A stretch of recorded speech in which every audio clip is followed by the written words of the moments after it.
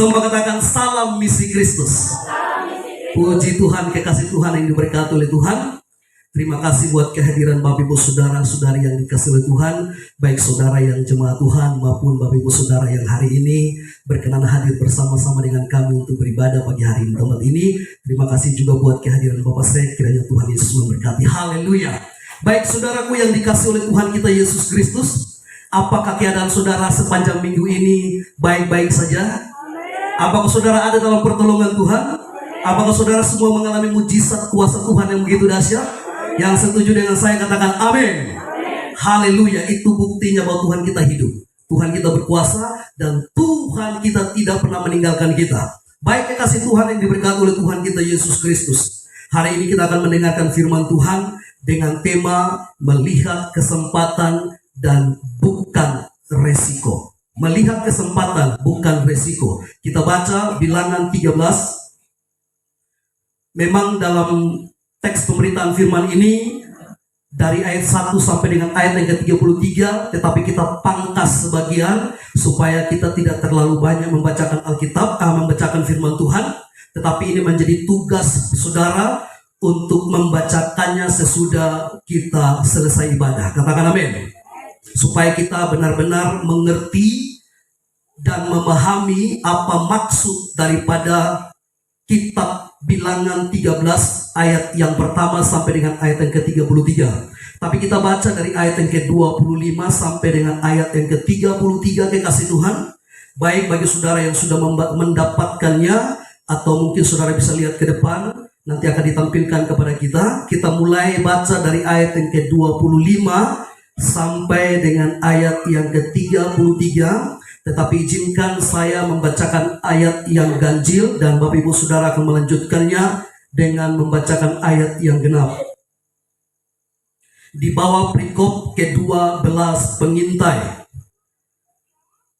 Sesudah lewat 40 hari, pulanglah mereka dari pengintai negeri itu. Dan langsung datang kepada Musa, Harun, dan semua umat Israel di Kades, di padang gunung Paran. Mereka membawa pulang kabar kepada keduanya dan kepada segenap umat itu, dan memperlihatkan kepada sekalian hasil negeri itu. Mereka menceritakan kepadanya, kami sudah masuk ke negeri kemana kau suruh kami, dan memang negeri itu berlimpah-limpah susu dan madunya, dan inilah hasilnya. Hanya bangsa yang diam di negeri itu kuat-kuat, dan kota-kota yang bertumbuh dan sangat besar. Juga keturunan Enak telah kami lihat di sana. Orang Amalek diam di tanah Negeb. Orang Het, orang Yebus, dan orang Amori diam di pegunungan. Orang Kanaan diam sepanjang laut dan sepanjang tepi sungai Yordan. Kemudian Kaleb mencoba menentang hati bangsa itu di hadapan Musa. Katanya, tidak, kita akan maju dan memasuki negeri itu, tetapi kita pasti akan mengalahkannya. Sudah di mana ya? Tetapi orang-orang yang pergi ke sana bersama-sama dengan dia berkata, kita tidak dapat maju menyerang bangsa itu karena mereka lebih kuat daripada kita. Juga mereka menyampaikan kepada Allah Israel kabar khusus tentang negeri yang diintai mereka, dengan berkata, negeri yang telah kami lalui untuk diintai adalah suatu negeri yang memakan penduduknya, dan semua orang yang kami lihat di sana adalah orang-orang yang tinggi-tinggi perawakannya. Bersama-sama 1-2 ya. Juga kami.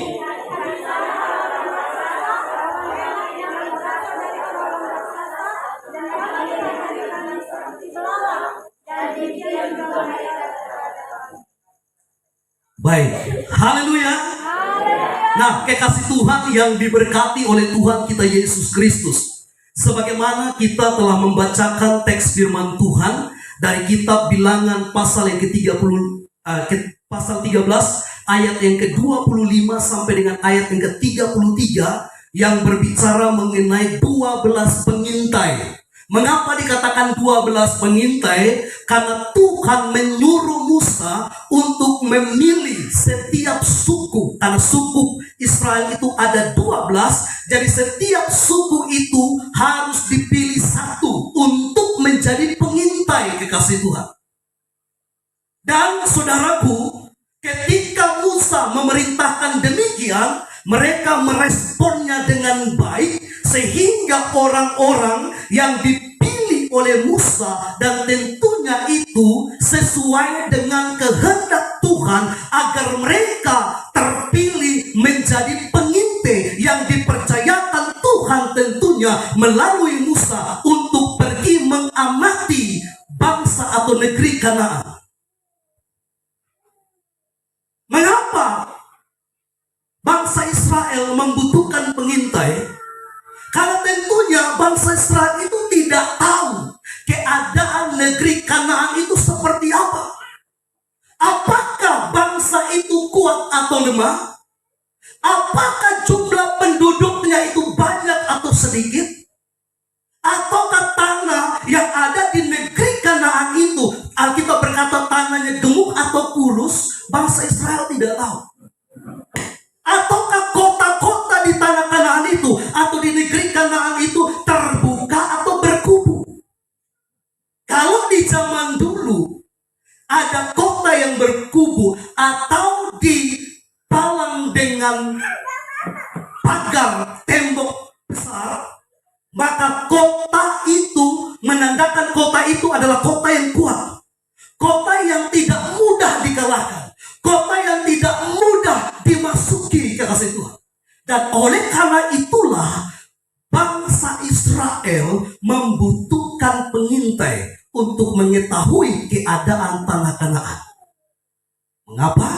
Karena tanah Kanaan atau negeri Kanaan yang menjadi tempat yang dijanjikan Tuhan kepada bangsa Israel. Kalau seandainya rote, maka sudah pasti dong datang di rote. Tapi rote belum ada mungkin pada waktu itu. Atau sudah ada maka kita belum tahu. Tapi yang pastinya Alkitab berkata tanah Kanaanlah yang menjadi target untuk bangsa Israel masuki atau duduki. Karena apa? Karena negeri itulah yang dijanjikan oleh Allah kepada bangsa Israel. Sekalipun mereka belum masuk ke negeri itu, paling tidak melalui firman tempat itu sudah menjadi bangsa Israel. Amin. Haleluya. Mengapa bisa demikian? Karena semua kita tahu bahwa firman Tuhan itu ya dan amin. Saudara yang dikasihi oleh Tuhan, sesuai dengan tema kita, yaitu melihat kesempatan bukan resiko. Kalau kita bicara tentang kesempatan atau mengenai kesempatan, kesempatan itu ada di mana saja.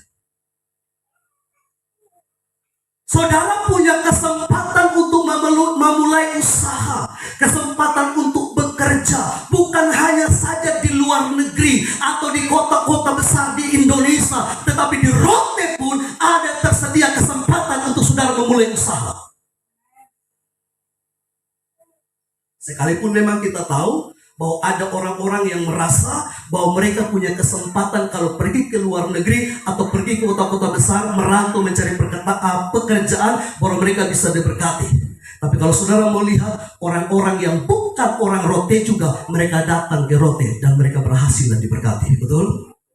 Itu berarti dan namanya kesempatan itu ada di mana-mana. Tergantung kita. Tergantung saudara dan saya. Hanya memang kita tahu bahwa di setiap kesempatan itu ada resiko. Tetapi yang Tuhan mau katakan kepada kita hari ini adalah yang saudara dan saya lihat itu bukan resiko, tetapi kesempatan. Karena kita tidak bisa mengusir itu resiko kekasih Tuhan. Tapi kita bisa mendapatkan kesempatan itu bagi kita, bagi keluarga kita, bagi kehidupan saudara dan saya. Katakan amin. Amin. Dan saudara tahu, dalam kisah Bilangan pasal yang ke-13 ini menceritakan kepada saudara dan saya bahwa memang bangsa Israel punya kesempatan untuk menduduki negeri Kanaan. Tetapi ada risikonya. Apa risikonya? Mereka harus berhadapan dengan orang-orang yang sudah terlebih dahulu menduduki tanah Kanaan. Jadi kalau saudara pelajari kisah dari bilangan 13 mengenai 12 pengintai, saudara akan temukan bahwa kebanyakan dari mereka 12 pengintai, ada 10 pengintai yang melihat pada resiko. Sedangkan 2 orang yang kita tahu, Yosua dan Kaleb, mereka lihat pada kesempatan. Pertanyaannya sekarang, saudara ada di golongan yang mana? Golongan yang melihat pada kesempatan atau golongan yang melihat pada resiko?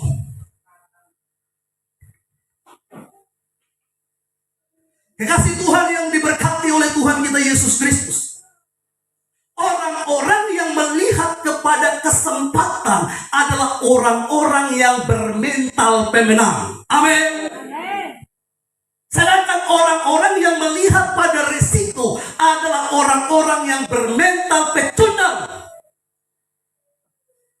Saudara dan saya bukan mental pencundang, tapi kita bermental pemenang. Katakan amin. Karena ketika saudara dan saya benar-benar bermental pemenang, maka sudah pasti kita akan melihat kesempatan, berpikir positif, berbicara, mengucapkan kata-kata yang positif, tetap optimis dan berkata, mengapa tidak? Mengapa tidak kita masuk ke negeri Kanaan sekarang?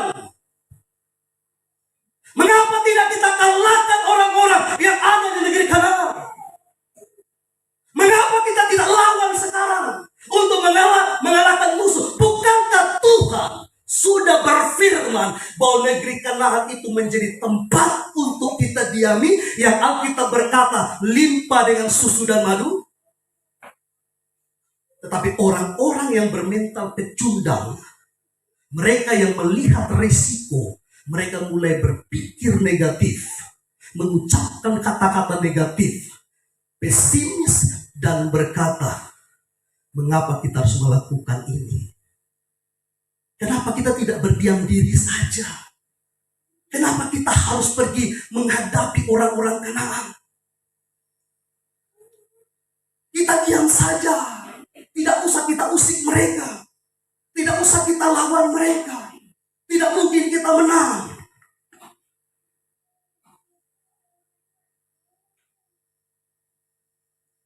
Tapi saudara tahu, ketika mereka berkata demikian, ada seorang yang bernama Kaleb. Dia berdiri dan berkata di ayat yang ke-31, 30 saya bacakan bagi kita.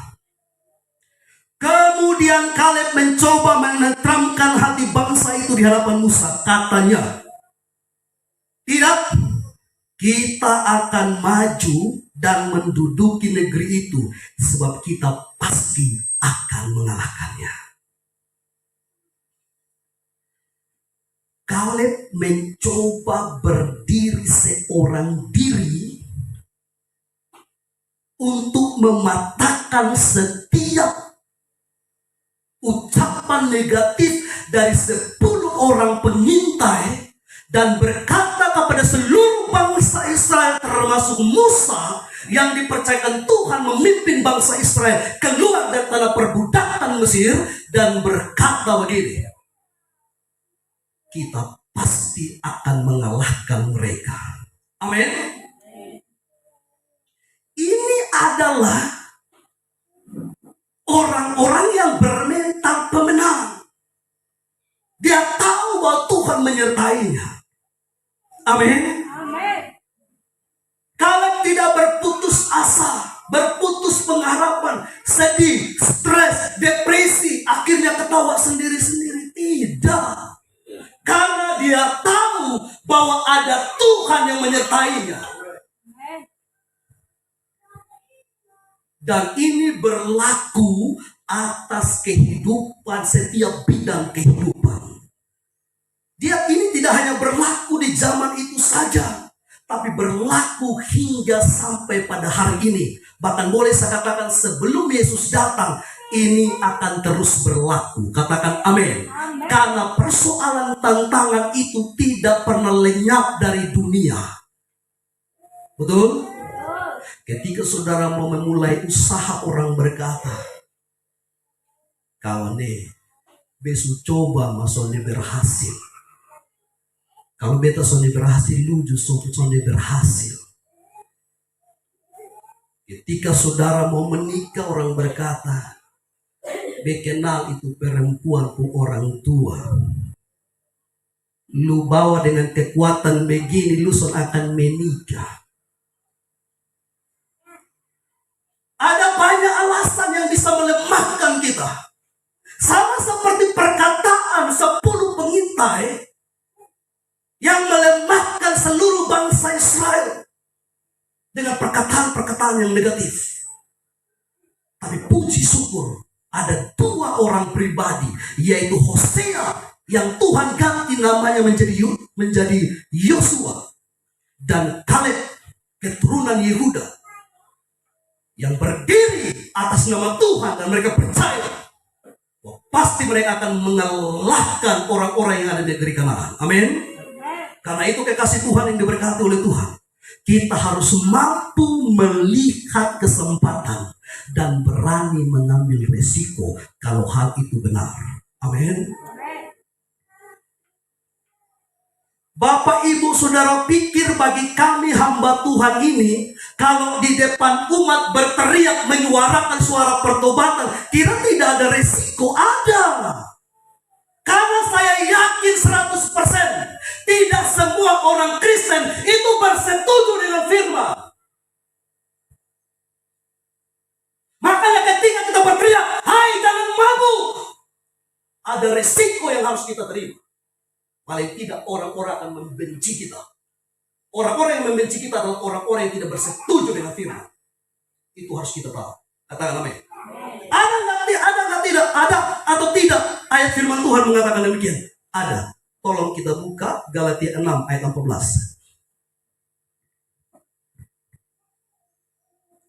Galatia pasal yang ke-6 ayat 14. Cepat.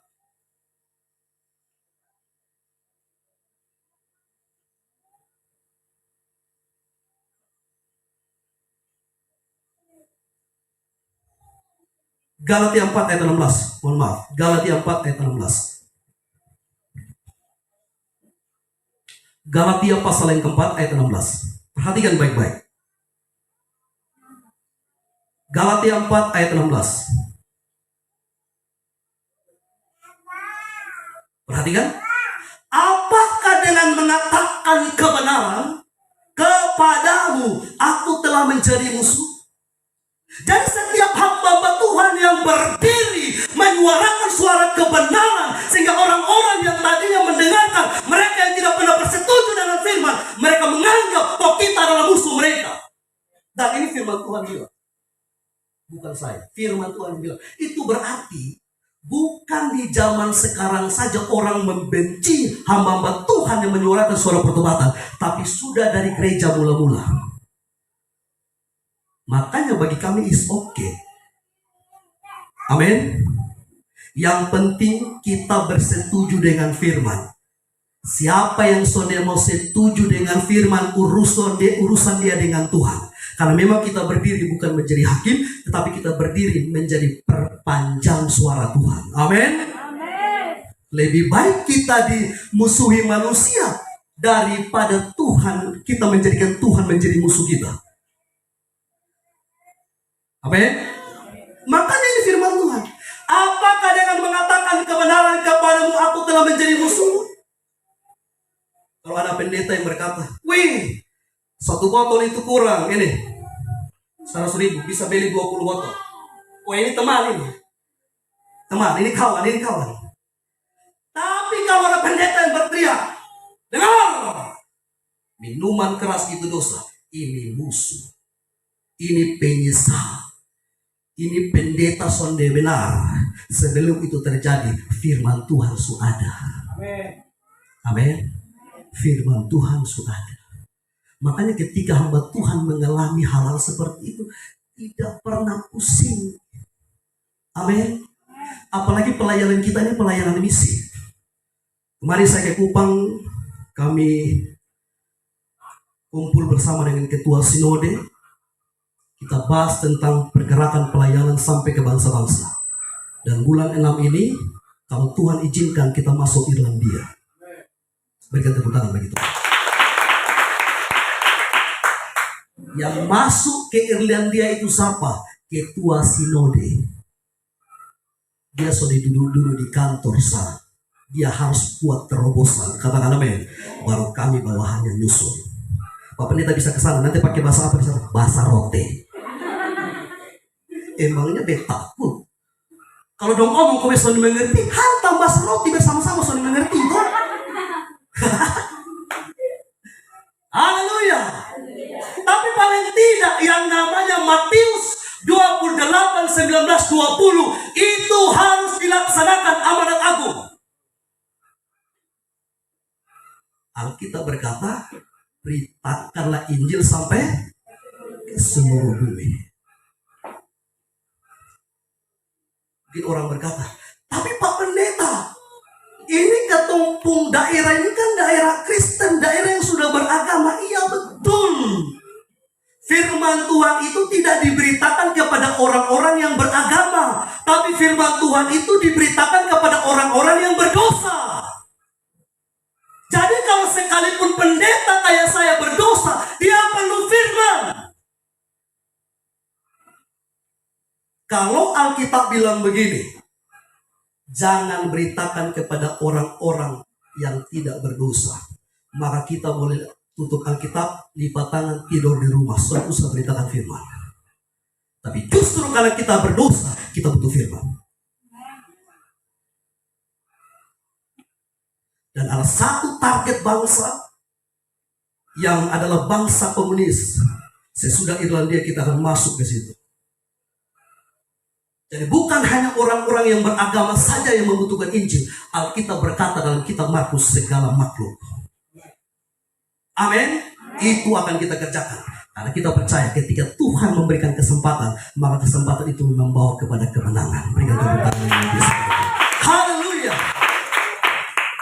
Apa bukti dari orang-orang yang mampu melihat pada kesempatan? Poin yang pertama, percaya diri dan mengandalkan Tuhan. Jadi orang-orang yang melihat pada kesempatan itu adalah orang-orang yang percaya diri plus mengandalkan Tuhan.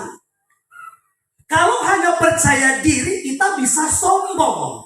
Kalau hanya modal percaya diri, kita bisa gagal. Tapi ketika kita andalkan Tuhan, kita akan rendah hati dan kita akan mengalami kemenangan. Yang setuju dengan saya katakan amin. Jadi poin yang pertama dari bukti orang-orang yang mampu melihat pada kesempatan, yaitu percaya diri dan mengandalkan Tuhan. Amin. Itu artinya begini, orang-orang yang percaya diri dan mengandalkan Tuhan itu adalah orang-orang yang melihat dirinya dan melihat Tuhannya. Sekali lagi, orang-orang yang percaya diri dan mengandalkan Tuhan adalah orang-orang yang melihat dirinya dan melihat Tuhannya. Ini yang dimiliki oleh dua orang pengintai yang bernama Yosua dan Kaleb. Sedangkan 10 pengintai itu mereka hanya lihat dompung diri. Makanya kalau saudara baca mereka bilang begini, kalau ketong banding ketompung diri dengan mereka, ketong itu kayak belalang, betul? Dan ini tidak diterima oleh Yosua dan Kaleb. Kalau mungkin mereka berkesempatan untuk berbicara, mereka bisa berkata, kami bukan belalang, kami Raja Wali. Amin. Tapi memang tidak tertulis begitu. Hanya Alkitab berkata, 10 pengintainya berkata, kami seperti belalang. Jadi kalau saudara dan saya melihat diri kita dan melihat Tuhan kita, sekalipun ada masalah di depan, ada problem yang begitu besar, percayalah bahwa Tuhan yang kita lihat jauh lebih besar dari masalah yang kita hadapi. Berikan tepuk tangan bagi Tuhan. Haleluya! Inilah yang tidak dimiliki oleh 10 pengintai. Sehingga perkataan ucapan mereka itu melemahkan bangsa Israel. Dikasih Tuhan. Nah, mengapa mereka bisa dilemahkan dengan perkataan 10 pengintai? Karena kebanyakan orang ingin hidup biasa saja. Kebanyakan orang ingin hidup tenang dan aman. Makanya bangsa Israel itu, mengapa mereka menjadi lemah mendengarkan 10 perkataan dari 10 pengintai itu? Karena orang-orang Israel pada umumnya itu ingin hidup biasa saja. Ingin hidup tenang, hidup aman. Itu beda dengan orang-orang yang mau melihat kesempatan. Amin. Kalau kita hanya lihat risiko, kita akan menjadi orang yang biasa-biasa saja. Aman, tentram, adem. Ya.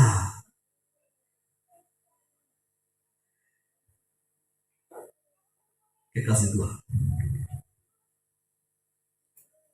Bangsa Israel ini enggan mencoba sesuatu yang baru yang Allah rancangkan bagi mereka. Mungkin mereka sudah merasa, kita kan sudah aman, sudah nyaman, sudah tentram, sudah bahagia, tidak lagi ditindas, tidak lagi diperbudak oleh bangsa Mesir. Ngapain lagi kita harus melawan orang-orang Kanaan itu? Bukankah seperti ini yang disampaikan oleh 10 pengintai itu? Saya bacakan kepada saudara dari ayat yang ke-28, 27. Mereka menceritakan kepadanya, kami sudah masuk ke negeri kemana kau suruh kami, dan memang negeri itu berlimpah-limpah susu dan madunya, dan inilah hasilnya. Kesempatan bagi bangsa Israel untuk mendapatkan susu dan madu, betul? Tapi dengarkan baik-baik. Sebelum mereka mendapatkan ini, ada resiko yang harus mereka hadapi. Ayat yang ke-28, hanya bangsa yang diam di negeri itu kuat-kuat, dan kota-kotanya berkubu dan sangat besar, juga keturunan Enak telah kami lihat di sana. Perhatikan baik-baik. Memang awalnya berita yang disampaikan oleh 10 pengintai ini adalah berita yang menggembirakan, karena mereka bilang begini, memang betul di Kanaan itu limpah apa? Susu dan madu. Itu adalah kesempatan bagi bangsa Israel untuk menikmati berkat-berkat tersebut. Tapi sebelum mereka menikmati berkat dengan kesempatan itu, mereka sudah diberitahukan oleh 10 pengintai bahwa ada risikonya. Sama seperti kalau saudara mau ambil madu di lebah yang tergantung misalnya atau dalam lubang, kesempatan kita untuk mendapatkan madu ada atau tidak? Tapi ada risikonya. Kita harus berhadapan dengan lebah tersebut. Berani atau tidak? Kalau saudara tidak berani, saudara tidak akan mendapatkan madu itu. Kalau saudara hanya lihat resiko, nanti saya digigit oleh lebah, nanti bengkak-bengkak wajah saya, badan saya, maka kita tidak akan berkesempatan untuk mendapatkan madu. Tapi kalau kita lihat kesempatan bahwa yang tergantung itu ada begitu banyak madu, maka yang kita lihat adalah madunya. Amin. Kalau saudara digigit nyamuk bengkak-bengkak, ya sudah, itu risikonya. Jangan marah sama lebahnya. Orang Kuba bilang Fani itu. Amin. Tapi paling tidak pasti kita dapatkan madu itu. Seperti itulah kekasih Tuhan. Bangsa Israel ini hanya kepingin susu dan madu. Tapi mereka tidak mau menduduki negeri itu dengan menghadapi orang-orang yang ada di negeri Kanaan itu, kekasih Tuhan. Kekasih Tuhan yang diberkati oleh Tuhan kita Yesus Kristus. Kita harus melihat diri kita bukan seperti belalang. Amin. Tapi kita harus melihat diri kita seperti pemenang. Karena memang kita adalah pemenangnya. Coba saudara baca di ayat yang ke-33. Inilah yang dikatakan oleh 10 pengintai dari bilangan 13 tadi. Jika kami lihat di sana orang-orang raksasa, orang enak yang berasal dari orang-orang raksasa, dan kami lihat diri kami seperti belalang, dan demikian juga mereka terhadap kami. Amin. Haleluya. Jadi perhatikan kekasih Tuhan. Dikatakan kami seperti belalang. Padahal mereka bukan belalang, betul? Mereka itu adalah pemenang. Kekasih Tuhan yang diberkati oleh Tuhan kita Yesus Kristus. Sekarang menjadi pertanyaan kepada kita. Tantangan apa yang sedang saudara dan saya hadapi di minggu ini? Adakah tantangan yang saudara hadapi belakangan ini? Dan apakah masalah yang saudara hadapi itu adalah masalah yang besar menurut pandangan saudara? Sehingga saudara menganggap bahwa diri saudara tidak mampu untuk melewati persoalan itu. Kalau seandainya itu ada di benak saudara, maka paling tidak sekalipun saudara tidak mengucapkannya, tentunya saudara sudah menjadikan diri saudara itu seperti belalang. Yang paling tidak kita tahu memang ada waktunya belalang itu terbang naik, ditiupkan oleh angin, tetapi kita perlu tahu bahwa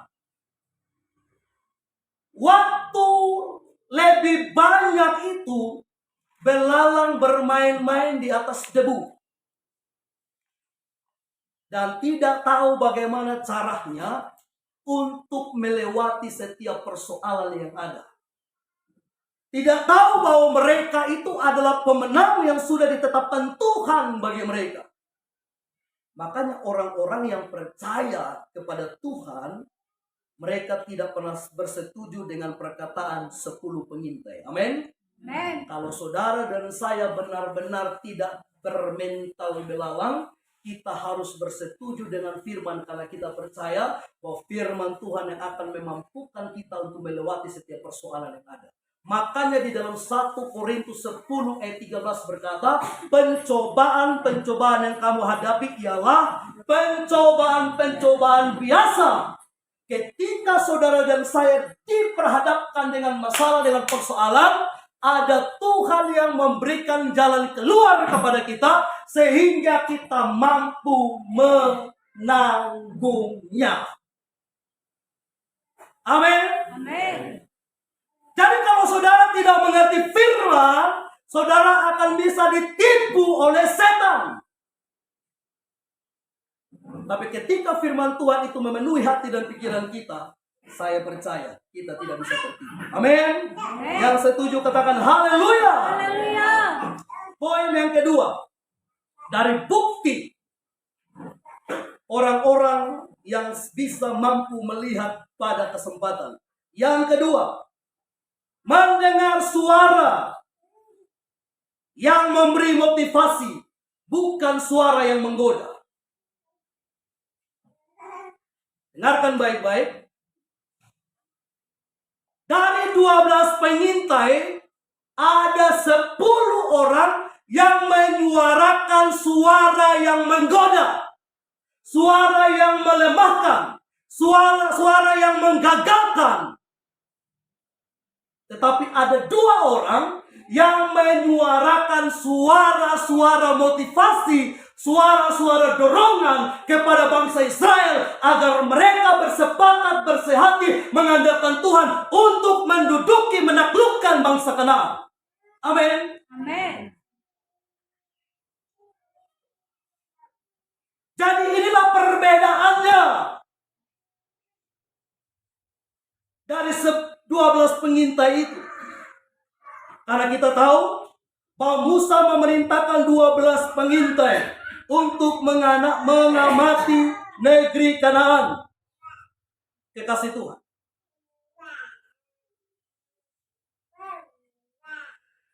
Yang saya sudah sampaikan dari awal, bagaimana keadaan negeri Kanaan itu, sehingga bangsa Israel bisa mendudukinya. Dan semuanya membawa berita-berita, awalnya berita yang baik, tetapi mereka mulai menyuarakan suara yang menggoda. Apalagi Alkitab berkata bahwa ada suara-suara yang busuk. Kita lihat di sini dikatakan, kekasih Tuhan, saya baca mulai dari ayat yang ke-31. Tetapi orang-orang yang pergi ke sana bersama-sama dengan dia yang dimaksudkan di sini adalah Kaleb, berkata, kita tidak dapat maju menyerang bangsa itu karena mereka lebih kuat daripada kita. Bahkan kabar yang mengerikan, dong tambah-tambah, kabar yang dilebih-lebihkan, di ayat yang ke-32 dikatakan begini. Juga mereka menyampaikan kepada orang Israel kabar busuk tentang negeri yang diintai mereka dengan berkata, negeri yang telah kami lalui untuk diintai adalah suatu negeri yang memakan penduduknya. Ini kabar busuk. Ini berita hoax. Ini bukan yang sebenarnya. Dan inilah yang disampaikan kepada bangsa Israel. Saudara bisa membayangkan itu, yang tadinya mereka sudah ketakutan dengan berita-berita yang disampaikan oleh 10 pengintai yang memang betul itu faktanya. Tetapi dong tambah lagi di ayat yang ke-32 berkata bahwa bangsa itu mereka makan dopu masyarakat.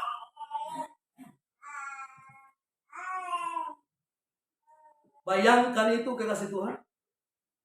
Itu berarti yang mereka hadapi itu bukan sekedar manusia, tapi bisa dikatakan mereka yang mereka hadapi itu adalah singa, harimau, kira-kira begitu.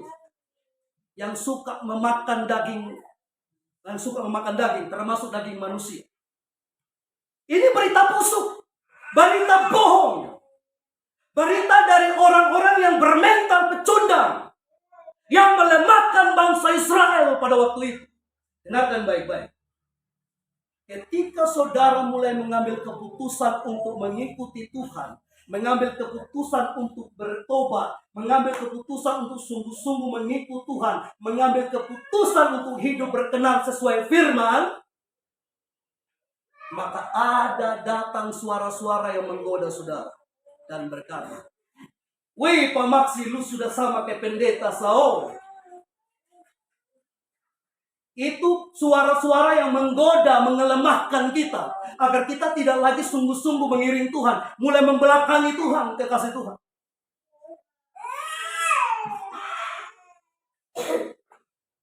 Jadi kita tidak hanya mendengarkan suara-suara yang memotivasi kita, suara-suara yang mendorong kita agar kita bangkit kembali, maju, bersungguh-sungguh, berhasil dalam setiap pekerjaan usaha kita. Tetapi juga ada suara-suara yang bisa melemahkan, menjatuhkan kita. Tapi bagi saudara dan saya, yang adalah orang-orang yang bermental pemenang, kita tidak perlu pusing dengan suara-suara yang menggoda. Amin. Katakan haleluya. Haleluya. Karena di mana-mana itu tidak hanya ada suara-suara yang memotivasi kita, yang mendorong kita. Kita tidak hanya sekedar mendengarkan firman saja, kekasih Tuhan, tetapi ada suara-suara yang datang untuk mengecewakan kita, melemahkan kita, membuat kita tidak berdaya lagi. Waktu saya masuk sekolah di SMP, saya itu main judi di sekolah, ditampar guru agama, soalnya bertobat, main terus. Saya ini kena tampar dari guru agama. Waktu buka baju, waktu itu saya kurus memang. Karena masih SMP toh. Saya pun bapak guru ini, wih dia badan lebih besar dari saya sekarang ini. Dia tinggi lah. Dia bilang ke saya. Begitu masuk di ruangannya, dia bukan sambut baik-baik, langsung buka baju. Lu hebat. Soalnya saya yang ajak kawan-kawan dong, masih jam belajar. Waktu itu pelajaran apa? Pelajaran bahasa Inggris. Dan jujur saya dulu paling suka dengan pelajaran bahasa Inggris. Sekarang baru menyasar. Makanya masih sekolah-sekolah ingat semua pelajaran itu bermanfaat bagi saudara. Jangan bolos, bolos itu dosa. Oke? Yang anak-anak sekolah katakan amin. Amin. Yang masih suka bolos katakan saya.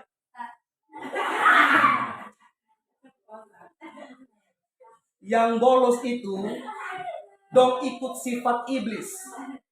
Karena iblis dalam bahasa aslinya itu diabolos. Jadi yang suka bolos itu anak iblis. Makanya tidak mau jadi anak iblis, jangan bolos. Kayak Pak Pendeta dulu memang. Lagi sekolah saya waktu itu, di sampingnya masih hutan, sekarang sudah buat gereja. Mungkin Tuhan tahu ini tempat biasanya anak-anak sekolah main judi. Biar jadi tempat gereja sudah supaya aman di situ. Dari kami waktu itu kawan-kawan saya tinggal di Tarus. Jadi kalau ada teman-teman atau semua orang rote, semua kumpul satu dari Kilo 10, dari Lasiana, dari Bimoku, dari Tarus dan Supar sudah. Oh bapak saya kasih tunjuk jalan.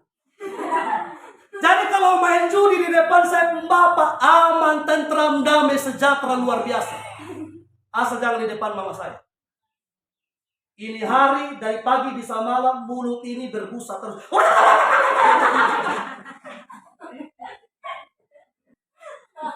Saya dalam hati kalau mau tegur saya, tegur laki duluan. Maksud saya kalau mau tegur saya, tegur bapak duluan. Kan begitu toh? Masa suami ditegur, anak-anak yang tegur? Kok bapak kasih jalan begitu lah? Dan saya juga penjudi, diturunkan dari bapak. Apalagi waktu mete orang meninggal, saya pun suka. Itu kan bebas. Betul toh? Bebas. Kalau sana dulu saya minta saya buat apa main judi? Saya tahu memang. Kalau bapak tua pulang, soalnya ada uang, soalnya berani masuk rumah. Karena mama tusuk itu, oh ini 1 minggu, berarti dia dapat sekian banyak rupiah. Mama tua begitu. Kalau bungkusannya besar, alias uangnya banyak, dia jalan buka dalam sana. Santai. Tapi kalau itu sudah terbungkus, dia mulai loti-loti, mau keluar di mana. Dia mulai cari pintu yang bisa masuk tanpa mama tua lihat. Jadi ujung-ujungnya lihat di tempat tidur sudah tidur. Tapi kalau dapat lihat sana bawa uang, piring lo terbang. Makanya jangan heran kalau dia pun anak semua rata-rata penjudi. Saya tidak pemabuk karena memang bapak saya tidak mabuk. Saya hanya perokok karena bapak saya juga kuat merokok. Bayangkan itu. Orang tua yang tidak menunjukkan teladan menjadi orang tua yang takut akan Tuhan, maka anak-anaknya juga akan bertumbuh demikian. Makanya ada istilah bilang begini, keluarga dokter, betul? Kalau maksudnya kalau bapaknya dokter atau ibunya dokter, pasti salah satu dari anaknya, mungkin semua bisa anaknya jadi dokter. Kalau bapaknya pengusaha, pasti salah satu anaknya atau mungkin bisa semua anaknya jadi pengusaha. Kalau bapaknya pendeta, pasti anaknya juga ada yang jadi pendeta. Kalau bapaknya preman, pasti anaknya juga jadi preman. Kalau bapaknya penjudi, pasti anaknya juga penjudi. Betul? Itu tidak bisa kita sangkal kekasih Tuhan. Makanya yang sudah status bapak-bapak, ibu-ibu, tunjukkan kriteria kita di dalam takut akan Tuhan kepada anak-anak kita. Yang setuju katakan amin. Supaya mereka bertumbuh menjadi anak yang takut akan Tuhan. Karena itu, Jangan mendengarkan suara yang menggoda saudara, melemahkan saudara untuk meninggalkan jalan Tuhan.